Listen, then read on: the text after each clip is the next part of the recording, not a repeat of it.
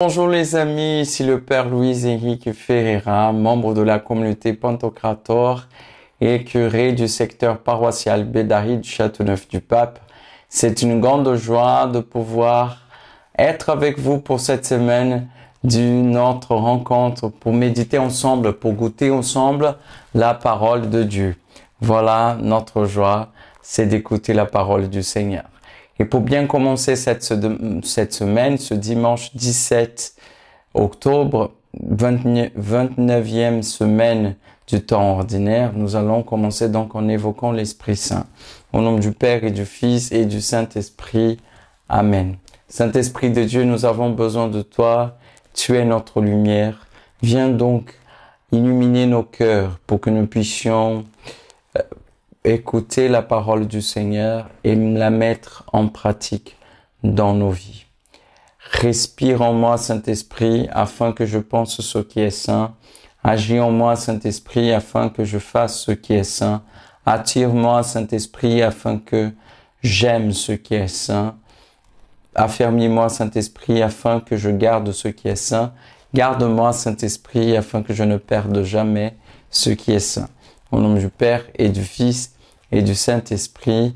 Donc nous voilà ensemble ce dimanche 17 octobre, 29e semaine du temps ordinaire.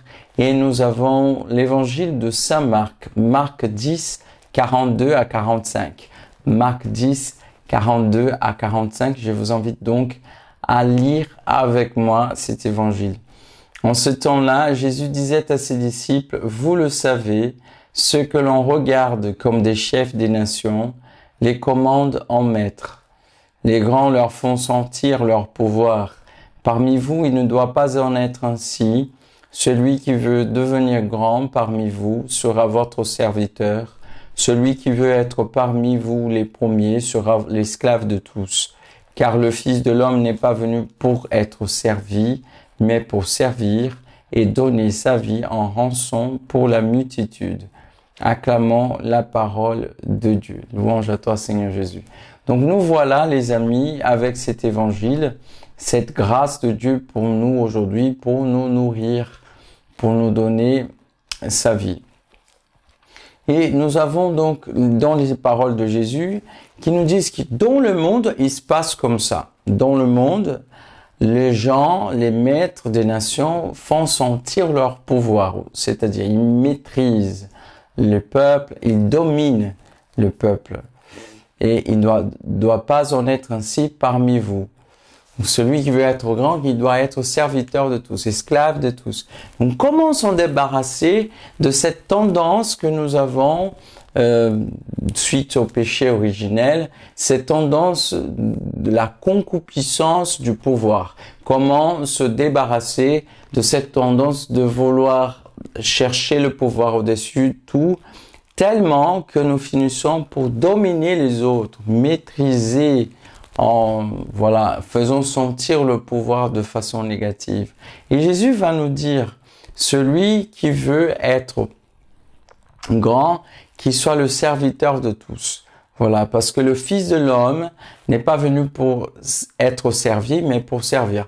Donc, il nous demande d'entrer à son école. Et nous entrons à l'école du Christ grâce à l'Eucharistie. Voilà, parce que nous mangeons de sa chair sainte, de sa charité parfaite. Rappelons-nous que l'Eucharistie est l'actualisation du sacrifice parfait du Seigneur pour nous. Donc, sa charité parfaite nous est donnée dans l'Eucharistie. Une autre chose aussi, la prière.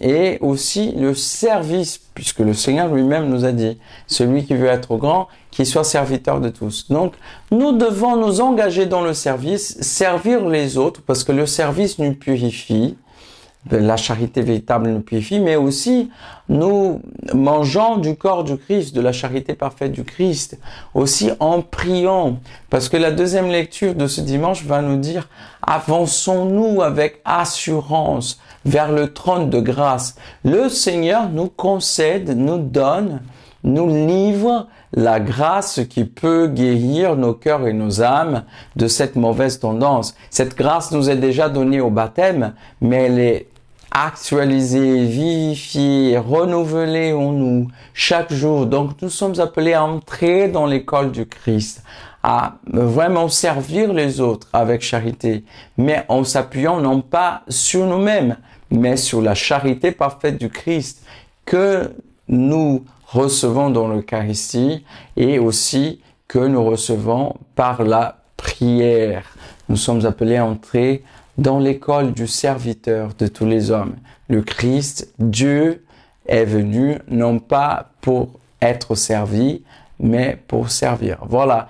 La liturgie d'aujourd'hui nous interpelle à la qualité de notre engagement, de notre enracinement sur le Christ. Nous sommes greffés sur le Christ grâce au baptême. La question est celle de demeurer en lui, de puiser en lui, voilà, et non pas sur nous, sur nos limites humaines, pour pouvoir aimer, pour pouvoir nous débarrasser de tendances mauvaises du péché. Voilà en quoi cette parole d'aujourd'hui nous engage, nous interpelle. J'espère que cela puisse vous avoir aidé pour la méditation d'aujourd'hui. Et je vous invite donc à que nous prions ensemble pour demander cette grâce au Seigneur de mettre en pratique cette parole.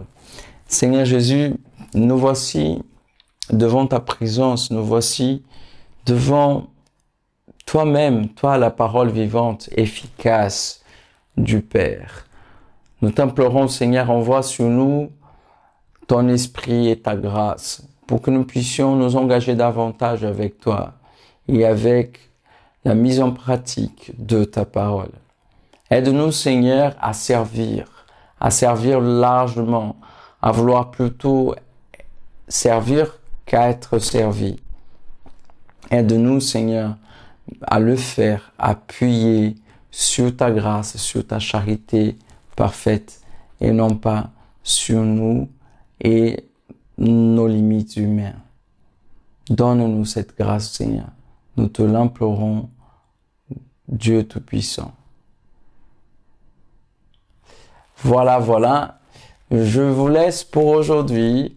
Je vous souhaite une belle journée et je vous donne la bénédiction du Seigneur. Que Dieu Tout-Puissant vous bénisse et vous donne la grâce de mettre en pratique cette parole. Au nom du Père et du Fils et du Saint-Esprit. Je vous attends demain pour une nouvelle méditation. À très bientôt.